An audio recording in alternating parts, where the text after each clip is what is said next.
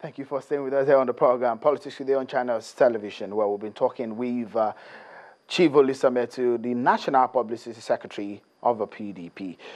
Well, we were talking about Deputy Senate President Ike Ekweremadu, but let's quickly move to some other issue.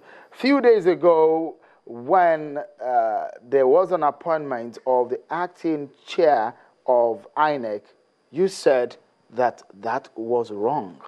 What was your reason?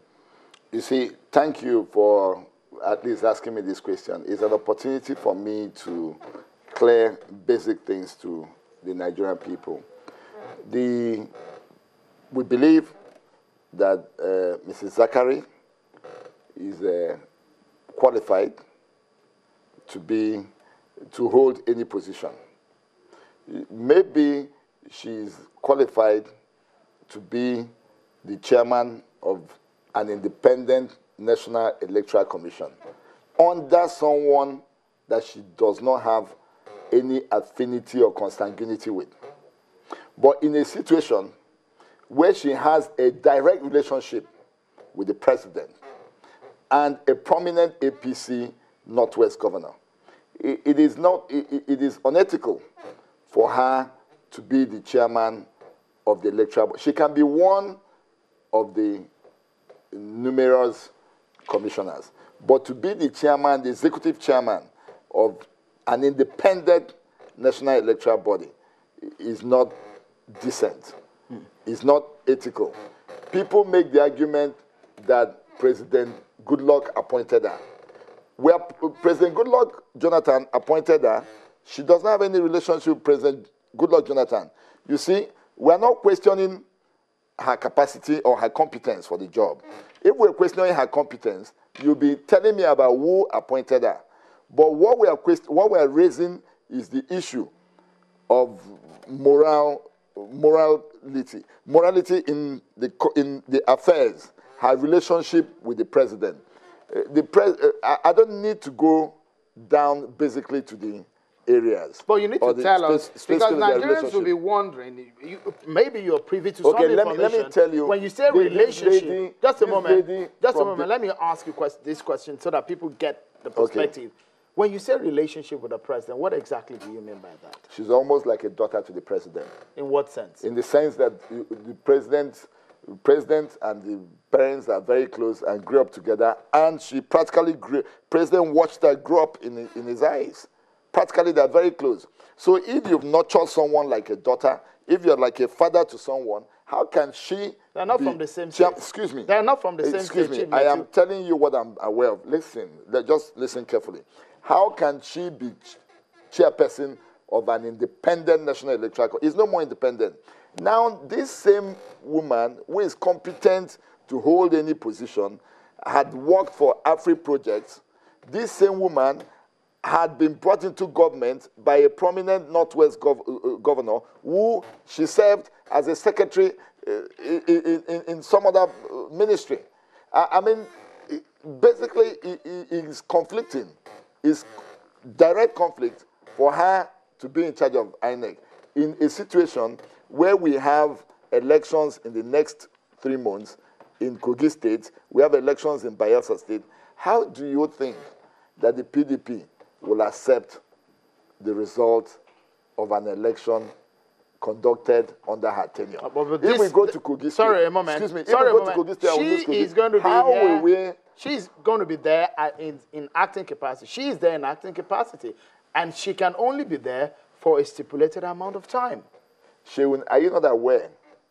Don't you think that before the PDP can raise this issue, they have some other information that you're not aware of? No, Nigerians need to know this information. Listen, because when you are raising these issues, her tenure is ending in the next 3 weeks. Yes, we or know 2.5 weeks.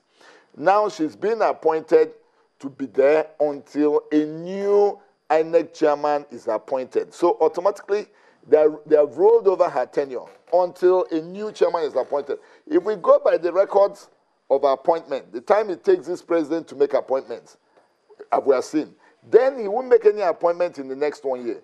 It might be up to 18 months before he appoints the chairperson of INEC. So the lady is going to be in charge of elections, of several elections, and she's not independent. And there are certain factors, posting of electoral commissioners, deployment of materials and other things that she's going to undertake. How do you think we'll have confidence in it? There is no other country, there is absolutely no other democracy in this world that this can be obtainable.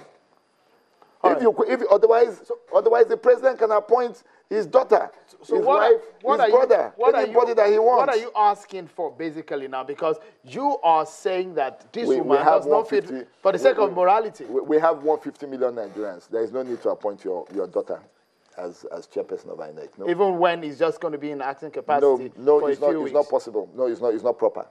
Completely unethical. So you are saying that she should be removed? Well, she should be a commissioner until her tenure ends. If they want to reappoint her as a national commissioner, they can, but not as chairperson of the INEC. All right, let's go quickly to some other issues. You've said that the president, in the last 30 days, has performed, and you described it in this manner, that it's a motion without movement. All motion, no movement. Because we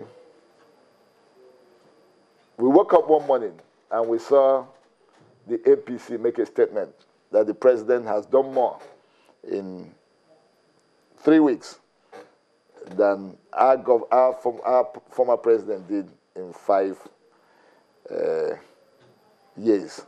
We thought that was the height. Former President Goodluck Jonathan. Goodluck Jonathan. We felt that was the height of, but not only hypocrisy, psychophancy, and capable of derailing a government. So we needed to bring to the notice of the president the real facts, to tell him, you've been moving around, you've been talking a lot, you've been making a lot of motion, but no movement.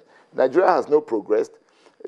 Basically, we said we'd be opposing your policies and your programs, but we've not seen the policy trust of the government. I ask you, what do you think the policy trust of this government is? There is nothing, absolutely, that they have done. Absolutely nothing. Is it not unfair to judge a man who is the president over 30 days in office? Isn't it too far? I totally agree with you. But then, we didn't judge him. He brought out... But you're assessing him. No, we did not assess him. He brought out his records for us to assess. He made a statement on 3 weeks performance. So we judged him on his 3 weeks. He called himself out. He called himself out. He was the person that said, in 3 weeks I've done so much. So we needed to rate his 3 weeks. We're not judging holistically his performance in the next 4 years. No. We felt it's too soon. We could not have made that statement, except that they called us out. Does your party believe in President Buhari's that he can deliver on the promises he made on the campaigns? Let me tell you, we believe that the next 4 years is such a long time in the affairs of a nation, in the life of a nation. So we want President Buhari to succeed, because we cannot afford to go backwards in the next 4 years. The success of this government is not the success of his person, President Buhari, or his party, APC. Is the growth and progress of our entire nation. So we want him to succeed. We will help him to succeed by informing him of our own alternatives and options to his own programs and policies. So we want him to. And we will not insult him. We have never abused President Buhari. Even when you were campaigning? Well, the PDP as a party, we did it. We did not. Some of the hate speeches that we saw. Not PDP. It was not from PDP. All right, to wind down now, what kind of opposition party will the PDP be in the next few years? Credible, constructive, strong, combative opposition party. So the APC should be ready, battle ready? No, they should be ready. They should be ready. When they bring out their policies, when they bring out their own programs, we are going to give Nigerians our own options on the health program that they have, their education program policy. We'll bring out their own alternatives and options. We are not a lazy, we are not a lazy political party that will believe the opposition is about insulting and abusing the president. We will not engage in violence, we will not engage in abuse, we will engage in constructive criticisms. Well, it will be easy because you have 16 years of performance to judge. Yeah, because we have knowledge. We have a lot of, the collection of the greatest talent in this country is still in PDP. So we have a lot of people to do it. Chief Olisa Metuh, it's a pleasure talking to you and having you on the program. Thank you. Thank you so much for talking to us. Right. Chief Olisa Metuh, PDP, and has been talking to us on the program about PDP being an opposition party. Well, they've been telling the APC that they should be battle ready. Well, let's switch gears now and let's move to this interview. One man who has been spearheading the reconciliation move in the APC is the chairman of the APC Governors Forum and the governor of Imo State, Rochas Okorocha. We sat with him to ask just how the party will allow the crisis to linger and, of course, how they intend to wriggle out of the quagmire. And this is what he told us.